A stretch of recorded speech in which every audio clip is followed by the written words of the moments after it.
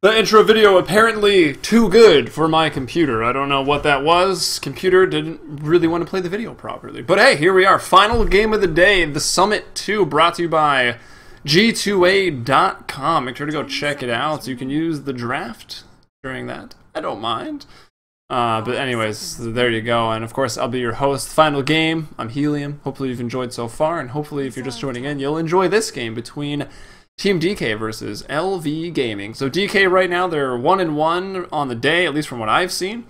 And here they go again. We'll start off the bans. LV Gaming, they take out the Death Prophet, and immediately that will force DK to do something differently. I don't think that was really required because they just lost with their sort of bread and butter draft that we saw them use. Basically the same thing 2 games in a row. I think they were going to switch it up anyways, but hey, Death Prophet's banned out. It's a very common occurrence, so maybe it has nothing to do with it, but DK does switch things up. They'll go Spectre, and they'll go Lich. The fact that they have a Lich makes me think they're going to go for, again, a sort of 2-1-2 laning setup. Lich is very good in that, and was kind of realized way back in the day with 6.79 hit that it would be a possibility. But it was common for a while, but then it just disappeared. And it would seem so far, at least in the Chinese scene, from what we've seen today, that the 2-1-2 meta is very much alive in the laning setup. But Spectre Lich for DK, the bans there were Batrider and Tearblade. And then looking over to LV Gaming, it's the Death Prophet, the Void. And they will first pick a very powerful combo, very deadly. Just needs the Blink Dagger for the Centaur to get online, but Centaur, War Runner, and Skywrath Mage. And even though they do have the Skywrath Mage on their team, he's very, very good at shutting down the Brewmaster. They will still ban out that Brew, starting off the second phase of bans with that. 10 seconds remaining. 5 seconds remaining. Alright, looking for DK to throw out some bans. They will drop out the Slark. Radiant team ban. Speaking of Slark, I believe it was, I think it was Burning himself. Of course, he's not on DK anymore, but I believe it was maybe a show match or whatnot somewhere recently in 6.82 where he did a lot on a Slark. I don't know. I don't 10 seconds focus on Chinese Dota too often, mainly just because of the time zone, but I heard something about that as browsing Reddit. If I'm wrong, I mean, I'm sure you guys will point it out, so don't fret. We can get the real scoop, I'm sure, from Twitch chat. As LV Gaming going for another ban now.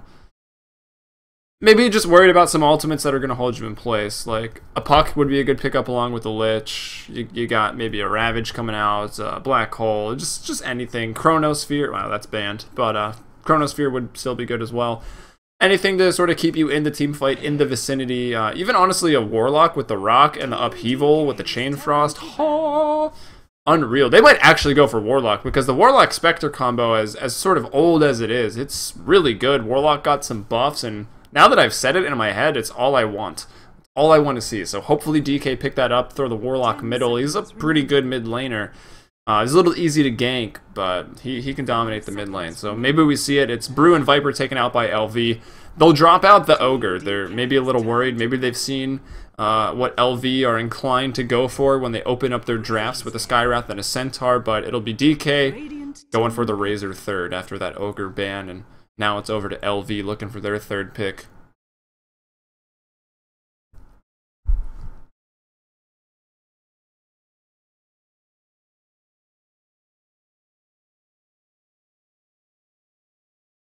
We'll have to see what that's going to be. Obviously, they banned out the Viper, who does do well against the Razor. OD does okay, but not as good anymore. Well, actually, since the buffs, he might do a bit better. Just being able to get an earlier point in that orb will still allow you to get the last hits, even if you lose some of your damage from Static Link. So that's a possibility. That was always like the trifecta of heroes that you saw picked against each other for a long while until OD kind of fell out completely. But it was generally the Razor, the Viper and the Void, who all do pretty well against each other in lane, which is a big feat. Like, not a lot of other heroes can even step to Razor, OD, or Viper. So it's pretty good. Saw Windranger sometimes picked up against the Viper, and Sniper sometimes picked up against the OD or the Razor, just because of the range being so far. But Queen of Pain, you got the blink. You're not going to be too bothered by the static link. Maybe a big max range plasma field can bring you down, and you're not the tankiest of heroes as you are in intelligence. But Queen of Pain, possible candidate for the mid lane up against the Razor, should be basically even in farm, but a lot of kill potential either way, I would think. Mainly because there's always kill potential in a lane with a Queen of Pain, because whether Queen of Pain should be the one killing or not, Queen of Pain is always the hero with, like, yeah, I could totally blink in there and kill him with one Scream of Pain, and then you do it and you're like, shit, that wasn't enough damage, and then you get lifted, you get stunned, like someone TPs, like either Queen of Pain is killing people or Queen of Pain is dying. I think that's generally how it goes, and I over-exaggerate a little bit to make a point, but I think it's fair enough. I think you guys maybe know what I mean. But DK going for their fourth pick now. They've got the Razor. They're looking for another support and maybe another offlaner. We'll see what it's going to be. Oh, dude, if they go Abaddon, I'd be pretty excited. Sorry, the voice. Solo casting gets to it sometimes, but we talked about the duo lanes. We've seen DK do it 2 games in a row now. We've seen other teams using it as well. There are, like, no better supplemental heroes in a duo lane other than Lich and Abaddon, so they might want to do it. The problem with those heroes, though, is if those duo lanes aren't owning, you're losing, because your supports are pretty much useless in terms of rotations. They can, like, really only make plays when your core heroes would be the ones then initiating. So Razor and Spectre not really the best to help support those supports, as weird as that sentence was structured. But I don't know, whatever. We'll see what happens. I mean, I got nothing. We'll just see what they pick. So far, I like the color scheme. It's pretty good. Like, they're all kind of blue, and then they just ruined it. As they did pick up the Tidehunter, and that's Tidehunter on the Dire. The Ancients, the camp was moved, so it's a little more difficult to stack. I mean, you got to go out of your way to do it, but there's some new paths that kind of help. It's not the biggest deal. And obviously, Tidehunter can clear out Ancient stacks very, very quickly, starting at like level 5, even easier at level 7. Really just needs like 2 points in Kraken, maybe 3, and then Anchor Smash at level like 3 points. You can do it at 6, but most people are not gonna not get Ravage, just in case your Ancients were contested. Especially since the Dire Ancients are now a lot less protected, just sort of being right there at the bottom of the river. Just up the steps, and you can see people doing Ancients, so it can be a little bit more dangerous as LV Gaming. They go the Blink Heroes right now. I could see Rubik as the last support here for DK. Would be the easiest game of Rubik's life. Being able to steal an easy Blink from the Queen of Pain or from the Anti-Mage. So we'll see if they want to go for it, or if LV Gaming might realize that and target it as a ban. Reserve time. I see someone in chat saying Burning is the coach of them. That's not true. It's Lanham that is the coach. Unless they're both doing it, but Lanham is the one that's been in the lobbies, so.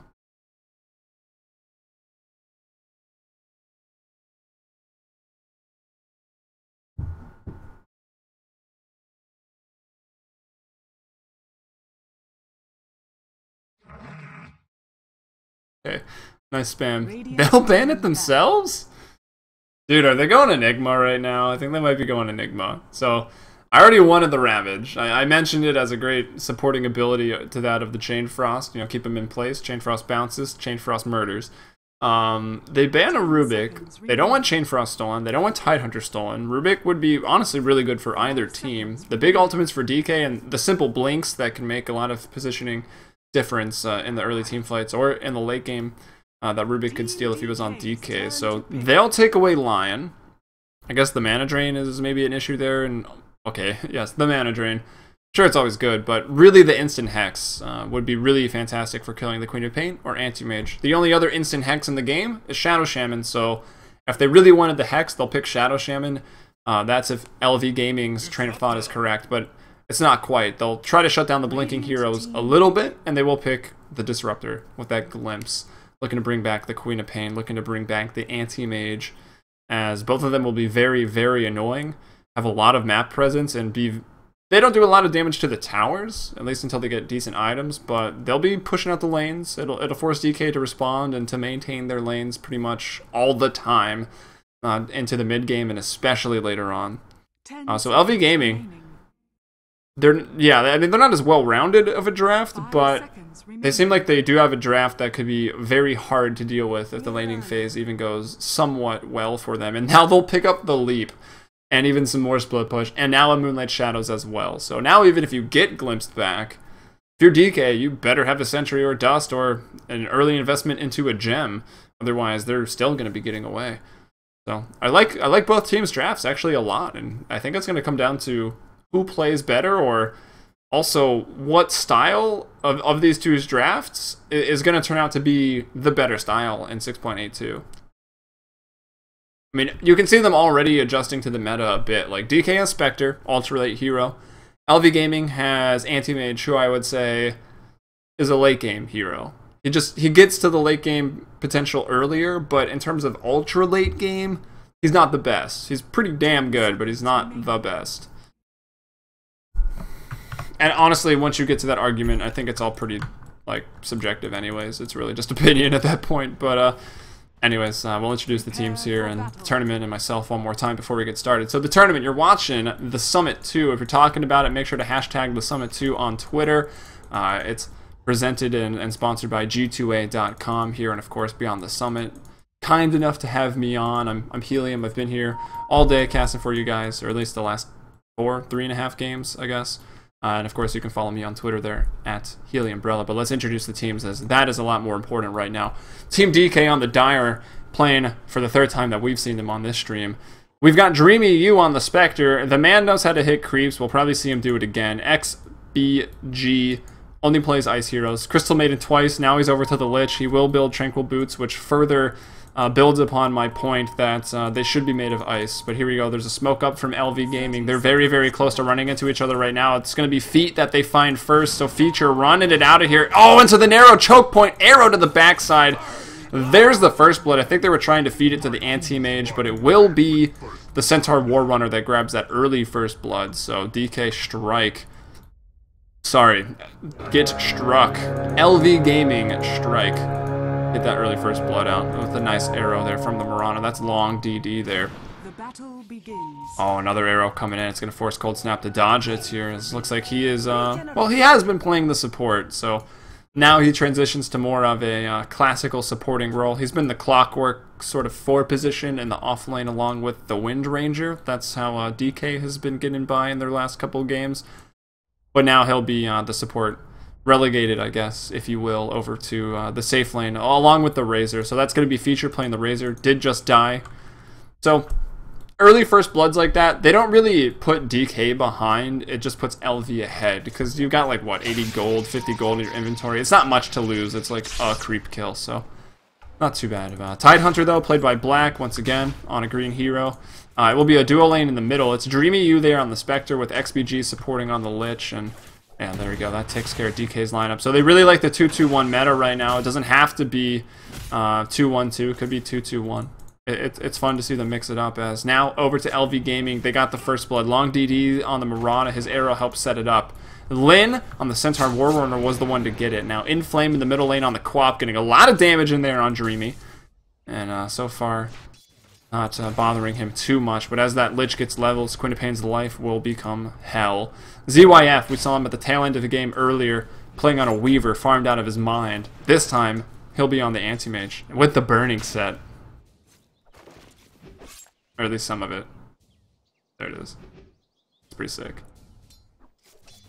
And Demons, playing there on the Skywrath Mage, to finish off the lineup of LV. As the lanes clash, it's Lin and I guess Mirana, long DD, trying to come back up to the top lane with the Clarity on, looking to contest the pool of Cold Snap. So again, we see 2-on-2 on LV, 2-2-1 on DK. It is a new patch of Dota. If you've been living under a rock, things have changed. I wouldn't expect tri-lanes to disappear completely, but I don't know. The early game has definitely changed here in the Chinese scene for the Summit 2 qualifiers. And if it's changed here, I imagine it has changed throughout the scene. Double damage.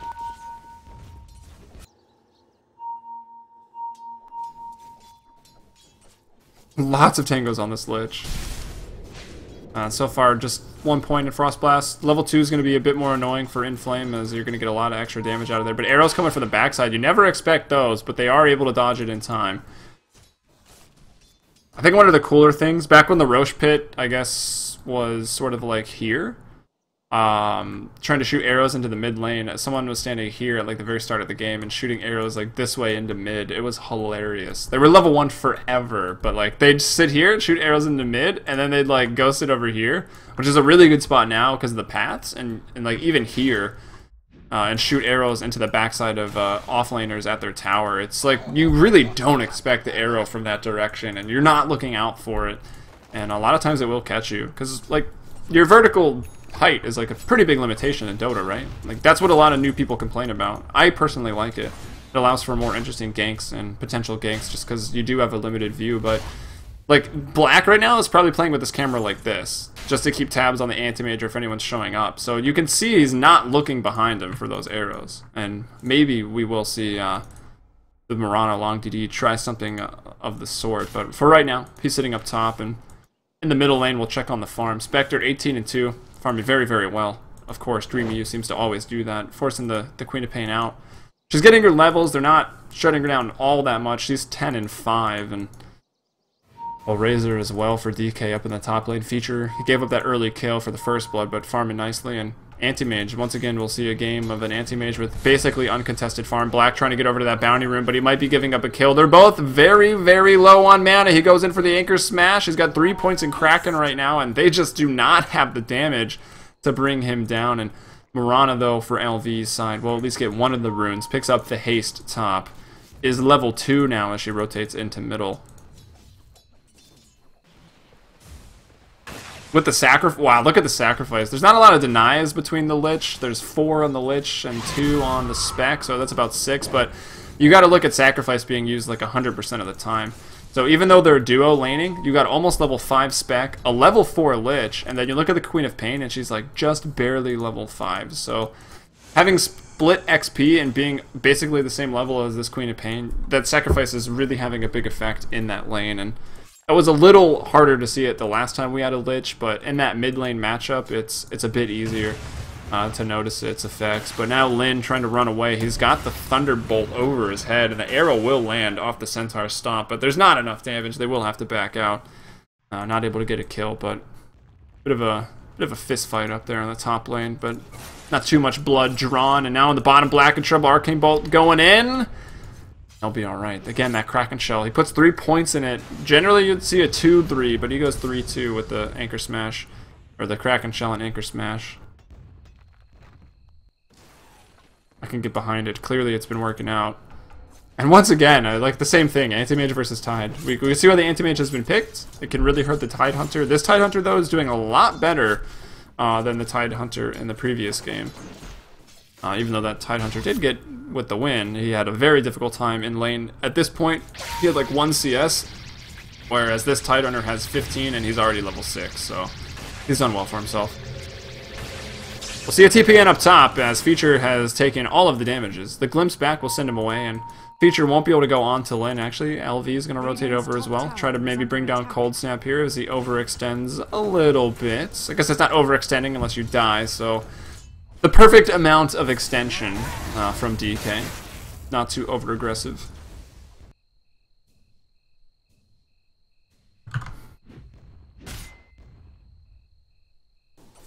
And that'll be Tide Hunter. Looks like he just walked it back to base. He's got a Gauntlet of Strength. I wonder if he'll pick up an Urn, or if it's just sort of casual, just get his HP up a little bit more.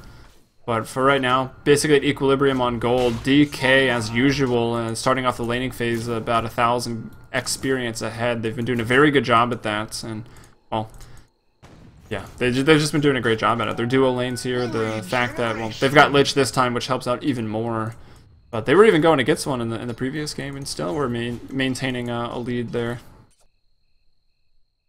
The duo lane system, they've got it figured out. They just struggled a little bit, I think, It's hard to pinpoint warding because I can't quite remember, but there were a lot of ganks towards the middle lane onto the Death Prophet, and well, after the game that Feature had, he was maybe a little overconfident in the lane, and I mean, he beat the Puck straight up in the lane 1v1, but Puck had a lot of help, a lot of rotations, and maybe's Puck in that last game got out to 6-0, and it was a great duo lane start for DK, but decision makings or better play from the enemy team got them in the middle game, and they did go down, but here they are once again, another game, starting off well, and we'll see how it pans out for them.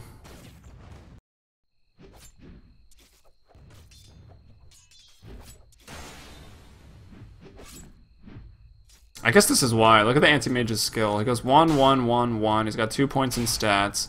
So he doesn't... I would have at least put... I mean, whatever. I'm not a pro Dota player, but I would have put 2 points in Mana Break just to be a little bit more annoying. Instead of taking 28, you take 40. You hit the tide like 5 times, and you can't even anchor smash.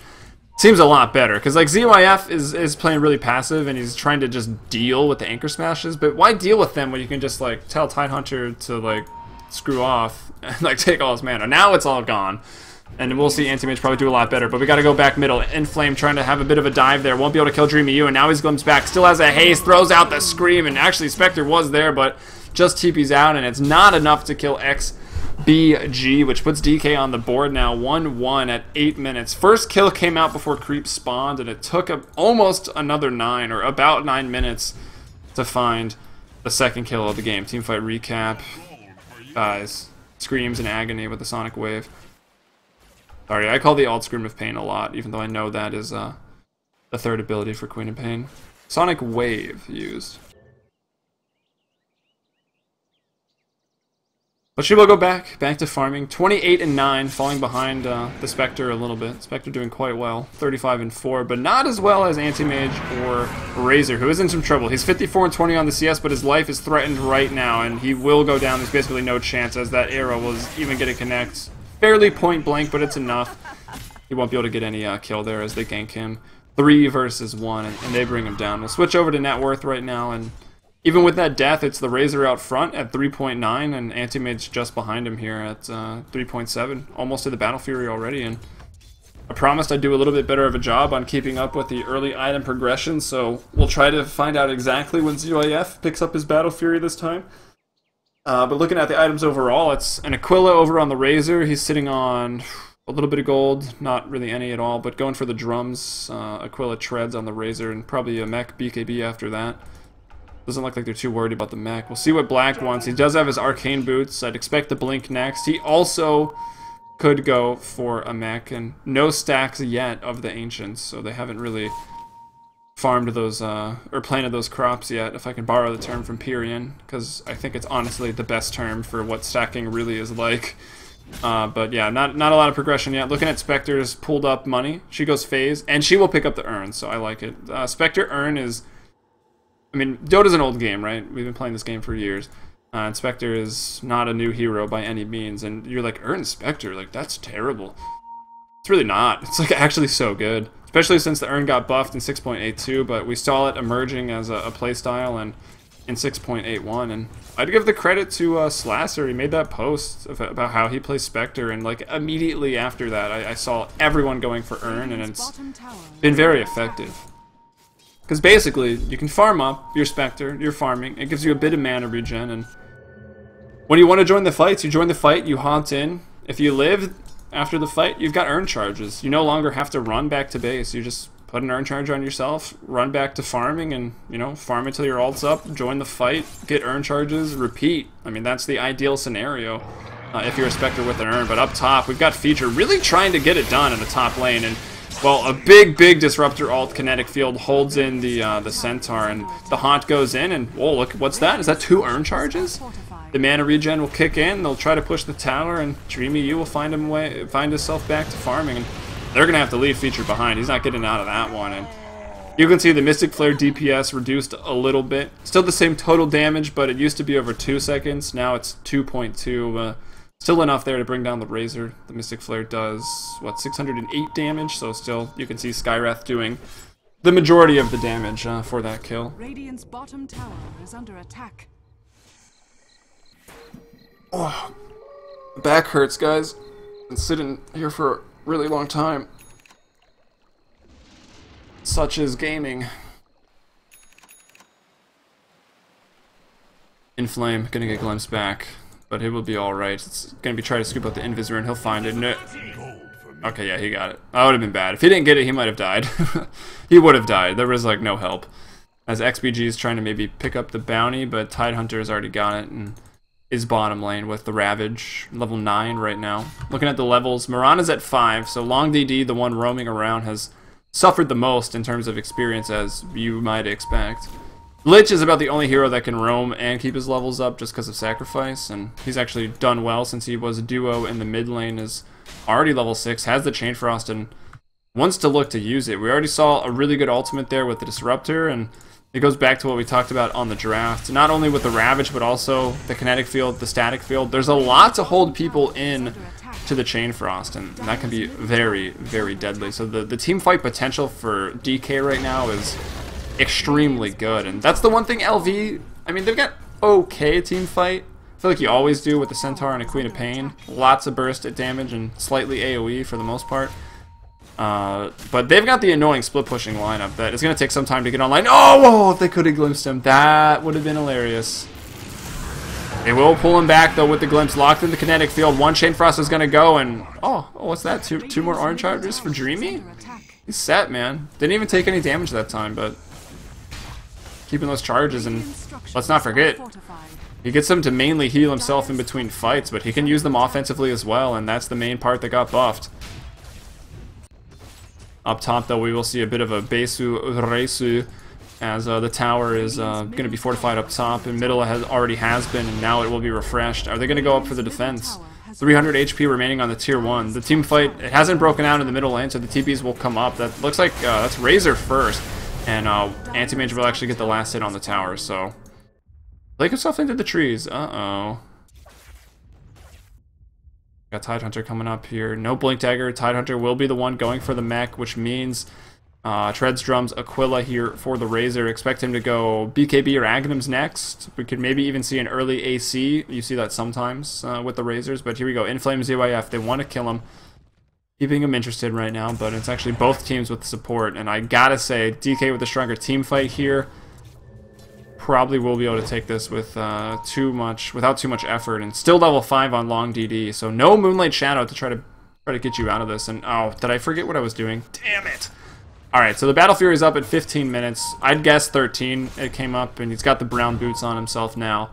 Long DD looks to be going for the mech on the Mirana, as Black on the Tidehunter has pretty much got his mech. He's got it in 10 gold, and Centaur coming out with the Blink Dagger after the Tranquils. Not surprising there. And I think something else just came up. I don't know. Radiant's top tower Forgot. is under attack.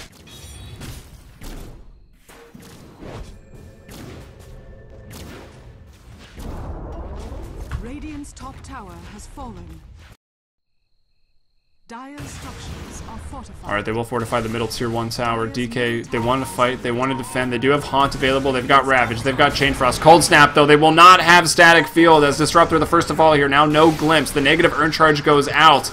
And I hear a Static Link as they chase down Lyn. The Moonlight Shadow is gone. That's what I was checking for. I wanted to see if they had any reveal, and it doesn't look like they do, but they were able to see where the guy is. They got AoE damage. The Static Link kind of reveals invisibility. At least let you know where they are. As Lyn, the negative Urn Charge wasn't enough. The Moonlight Shadow is it's able to get him out of dodge, and now Feature in some trouble. Will take a Scream of Pain to the face. Now the poison, but he's backed off. Spectre throwing the dagger in, and I think that's going to be all she wrote for the bottom lane conflict. It's 4-4 at 16 minutes, so 8 kills. We've got a kill every 2 minutes. It ain't bad. It's not the most action-packed game, but so far for me, I think it's been pretty exciting. Nice laning phase. Again, not the most kills, but it was unique. Spectre and Lich in the middle lane, and I wouldn't be surprised if we start seeing that combo pretty prevalent. Maybe not, it doesn't have to be in the mid lane, but I think that'll start popping up. Especially when Lich has a good supporting cast like this, like the Tidehunter, like the Disruptor for the team fights, holding them in the Chain Frost, as Black and Cold Snap will smoke up. They're looking to find the Anti-Mage. They've got the instant silence, so I mean they can definitely do it. Let's go to Anti-Mage's point of view. I think he sees him. Yeah, and he'll back off. So smoke, a little bit wasted, and didn't really slow down the anti-mage's farm at all. But DK, realizing they're maybe a bit stronger right now, as they were about 3,000 gold ahead, now just 1,000. Same place in XP. Team fight, I would say, is still a bit stronger, as they're going to look to use that leverage and try to bring down some of these tier 2 towers. They have a 1 tower advantage right now. Their offlane tier 1 still standing. They'd like to get a tier 2 and move that to a 2 tower advantage. And yeah, that's what they're going to try to do. Ravage is online. The only thing offline is Haunt, and it's back in 1 second. So Haunt is now officially online. Spectre could just leave and go back to farming, but we'll put his or her body forward for the cause. Oh, Black TPing in a interesting position will not be canceled out, but the Ravage is gone. I don't like this, because now they know they can fight. Feature's going to take an arrow to the face, and he will die in the Mystic Flare basically immediately. Now trying to TP out his XPG, and he will actually get out, just barely. But, I mean, Tidehunter, you're going to TP out in the face of everybody. The Haunt will go off, and they will be able to kill the Anti-Mage here. So he dies on the top lane, and that's more urn charges over to the Spectre. But I think that was a dangerous decision for Black to have made.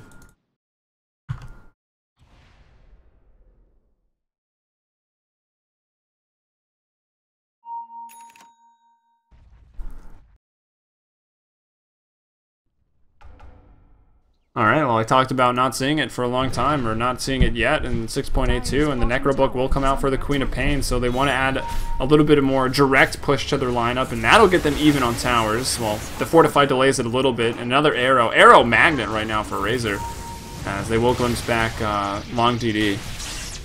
They're going to bring him down, so yeah, in deny range by 1 HP, and they'll probably just deny it. No way to heal it, so Lich is like, no, let me armor it. We see a little bit. It had the frost armor on it. It's hard to really see how much that does, but I mean, it's definitely something. How much armor is that adding anyways? Just 3 right now? Yeah, okay, that's pretty much nothing, but alright, they're gonna smoke up again. Last time it was just the Tide and the Disruptor. This time they'll throw a Lich, throw a little bit of ice into the mix, and it looks like they might run into the Centaurs, though this shouldn't be too hard of a kill. We'll go to Centaur's POV. See what he's got up his sleeve. Oh, the Stomp! The Stomp! Oh, it gets glimpsed back. That was so close to being enough, but the glimpse will bring him back. I mean, he did get out, but the glimpse will bring him back.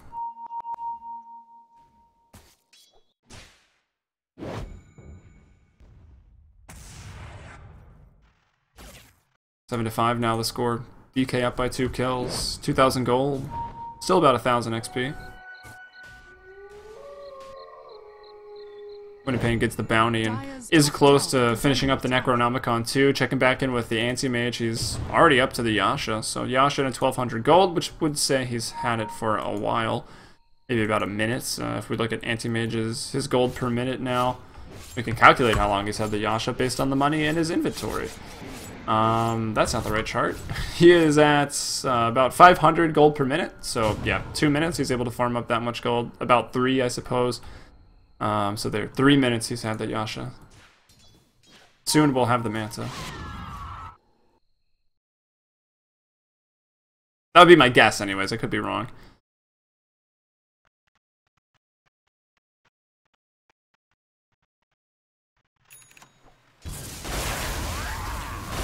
He must have just disassembled and reassembled those. Oh, he just keeps dropping them on the ground, that's why it keeps popping up as an item pickup. It will be the BKB first after the smaller items, the Aquila, the drums, and the power treads. It goes for the BKB, and maybe going to look to the Ags or the AC as the next pickup for the Razor, just to help out the team fights and help out the push. Both items will do that effectively, whether it be the Ags or the Assault Cuirass. Looking for anything else? Long DD is, well, 100 in the bank. About to have the Buckler, and then a 900 gold away from the mech, so that could be coming up for the Marana relatively soon. The Necronomicon 2 we talked about for Inflame, and we'll look over to Dreamy now. He does just go Urn. Sometimes we'll see Phase Drum Urn, and you'll pick up the Radiance at around 24 minutes, but 50 gold, and this guy's got it. So 22 minute, 23 minute maybe once it's delivered. That's the Radiance time for Spectre, and this is a Radiance hero, not Terrorblade like we saw in the previous games. He's okay, but it's not my favorite rendition of Terrorblade. So that's the big item pickups for now. We do have a Blink Dagger fresh up on the Tidehunter. Only 300 gold in the bank afterwards. The mechanism here, and there it is. 22 minutes, 6 seconds. The Radiance comes out for the Spectre. They will find Anti-Mage. Can they get the pick off? They have a glimpse available. They'll spot him. I think so. ZYF is going to wait for that to run out. They pull him back in there. He's locked in the field. Stampeding is not even enough to get him out. Spectre comes in with the haunt. Will get the kill. Cold Snap barely living there from the Scream of Pain. Got so low in the negative earn charge, and now the Radiance killing spree. And it will be Disruptor to fall to the Shadow Poison, it looks like, but much worth it as they kill those two pesky heroes. They find them in the same section of the map, and they get them both. Anti-Mage, Queen of Pain, deceased. God, the mana burn is so annoying. But they will clean it up, and that's a lot of golden experience to hand away as well, even from the Necronomicon units.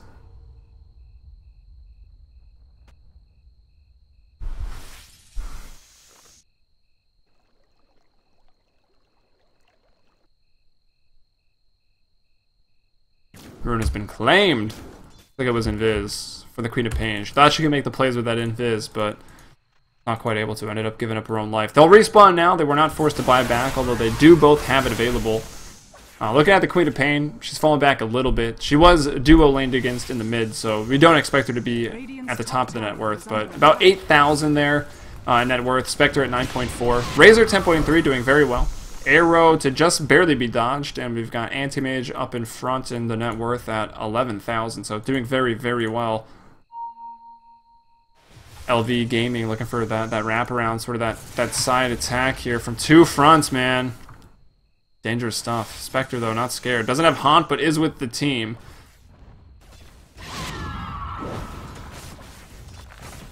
Arrow going in. Oh! Barely got the little creep, man. Feature. Maybe he's not so much the magnet as he is the only target that Long DD has been shooting arrows at. I think that's more along what it is bounty top, regen bottom. The old Pimp Muckles already helped me out with one console command today, but I might have to steal the console command for increasing the rune size on the minimap as well. It's pretty sick. And it looks like they'll throw out the Fortify, but they will not defend. They Delta split off into other lanes and go back to farming on the side of LV Gaming. But DK, they're not done. They're like, oh, okay, forfeit your tower. Our team fights stronger. Hello, high ground. They've breached it here at 24 minutes, 40 seconds, and there's no Fortify. They're ready to team fight. I mean, there's not that big of an ultimate. The only thing they really have is a quick pickoff on one hero and then a Sonic Wave. Like, that's it. That's the extent of the team fight. But if you stop onto 4 people, there's the Ravage, though, as a response, the mech to go out. And it's going to be Centaur who falls first. Now the Chain Frost trying to keep people. The static field wasn't the best, but 3 heroes down. Only a buyback on the Queen of Pain. They're looking for ZOIF, but they're smart. They will not be distracted by the beautiful celebrities. They will go back to the buildings. And of course, no Ags, so Eye of the Storm not helping the push in terms of structural damage, but big for the team fight. Barely living as Long DD back into the fountain on the high ground there. And, well, Lane of Rax pierced. 25.5 minutes. DK's team fight very, very strong. They lead with a 2-to-1 kill advantage, and now they're up not only quite a few towers, but they've also taken a full lane of Rax, and with that they will back off. Queen of Pain does not bother to buy back, realizing couldn't stop it anyway, so they forced to give up the Rax, and it's going to be a BKB coming out at the 25-minute mark. Took him like 5 to 8 minutes to farm up to that BKB, so they were slowing him down a little bit. He's died twice. One of those pickoffs was in that downtime, but still farming with the best of them. He's out front, 12.8k. In terms of his 600 experience per minute, doing very well. 530 gold. I mean, the most. You'd expect him to have the most, right? With his net worth being as high as it is. He's lost a little bit from deaths. We can see how it affects him. His gold earned is about 14k. His net worth, though, only 13.1. So from those 2 deaths, he's down about 1,000 gold. Now he's forced out of a BKB charge as well. And while that doesn't technically have any monetary value on a 10-second charge, it's unfortunate and is not the most efficient way to use the charge. And I guess very implicitly the most efficient way to have used your gold if you kind of waste the 10-second charge. But better than dying.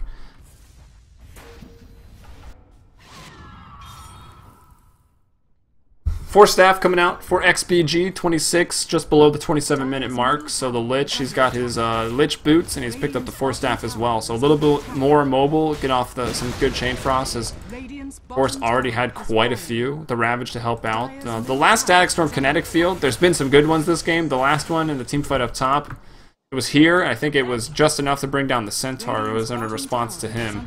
But, you know, not the best. Could maybe get 2 heroes in it, but from what we've seen, 1 is enough. As they were able to take the racks off of that. And now the Axe comes out, so the pushing of potential here at just 27 minutes is now extremely strong. Spectre will go ahead and dip out. He goes back top to farm. Now has a Yasha. Working towards a Manta style right now.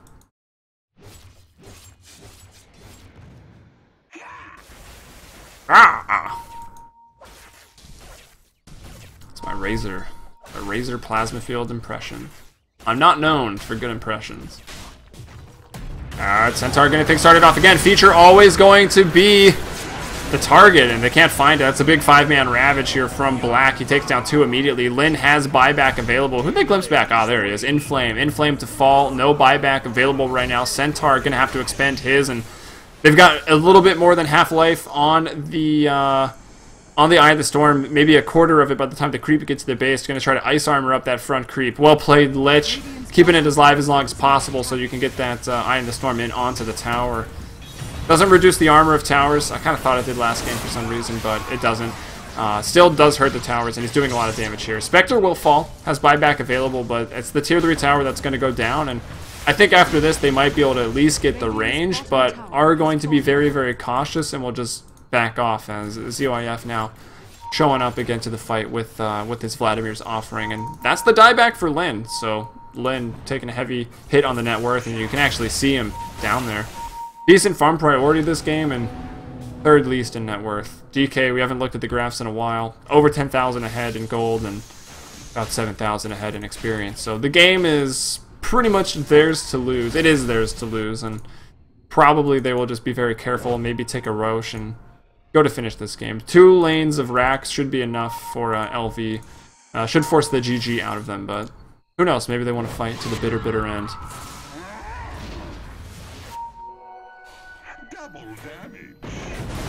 Oh, Feature's in some trouble. Throws out the BKB, but a beautiful support combo there. The kinetic field, the Static Storm, they silence him up, but he can't get out of it. That's even without an Ags. I'm sure Disruptor's working towards it. Inflame, the Queen of Pain will be able to get, with the Mana Burn there, the Necronomicon 3s. Will get the kill there, but they throw out the Dust. As the Moonlight Shadow now just running out, trying to get some more kills. Inflame going straight for the supports for the targets he can actually kill, and that locks the Queen of Pain in for a little while longer. Let's look for the deny. Come on, deny. Oh, can't find it.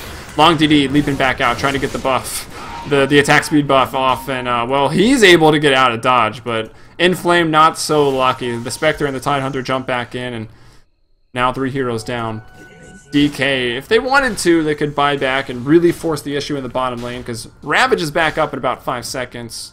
I think they'll be content to wait and maybe push when the Queen of Pain is down for another like 10 or 15. Try to force out the buyback, maybe.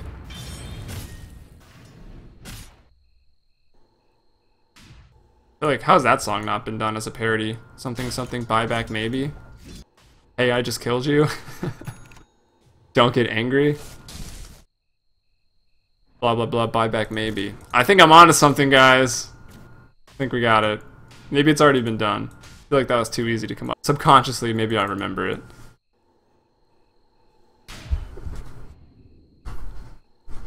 Oh, I got it, guys. Alright, I just killed you.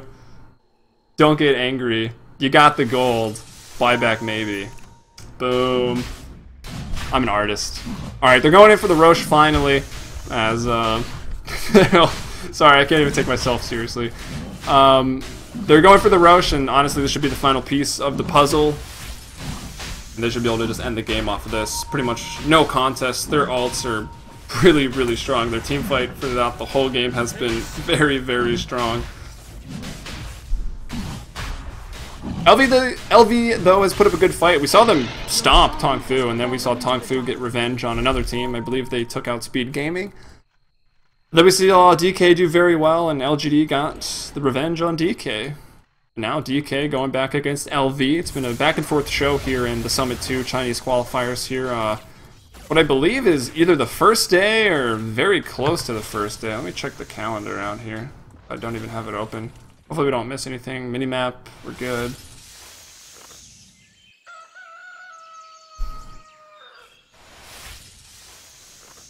Yeah, I think this is the first day.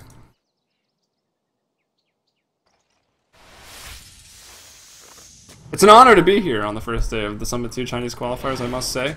I think Mott's going to be taking it mainly from here on out. I kind of just fill in the gaps between people not able to show up. His feature almost takes another arrow to the face. Alright, they're going to glimpse back in flame. It doesn't result in a good kinetic field trap, so the fight gets a little more chaotic than I think DK wanted to. They look to back off. Oh, the double Ravage, dude. The double Ravage is online. GG potential here. He's throwing it out. He's refreshed it. One Ravage wasn't so good. He hit one hero with it, but he's got another one. Oh, the arrow to the face feature, of course. The surround there with there's the other Ravage to stop him out. But there is a BKB charge up on ZYF. No one dies on the side of ZK. Anti-Mage able to blink away. It's the Mirana to fall first as we'll zoom out a little bit. The racks are really the object here for DK. They don't want to dive in too recklessly. And we've got Lin on the Centaur going to fall as well. No buyback. And the GG to be prompted out here. The double Ravage. You can't deal with it. My friend Sean knows that best. The easy GG calls when you see the double Ravage as thrown to explode, and it's DK will be taking the victory. They go 2-1 on the day. And that's all we got here. That's going to wrap up day 1 of the Summit 2 qualifiers, brought to you by G2A.com. Also, check out 100tb.com as well. And again, always, thank you to Beyond the Summit for having me on here. It's been a blast. Congrats to DK for going positive throughout the day, 2-1. Really good Death Prophet play from feature. Arrow Magnet Razor play from feature. But Dreamy You, man. That guy can hit some creeps. Anyways, I'm out. Hopefully, if you guys enjoyed the cast, you can let me know what you thought on Twitter there in the upper right, @HeliumBrella. Peace.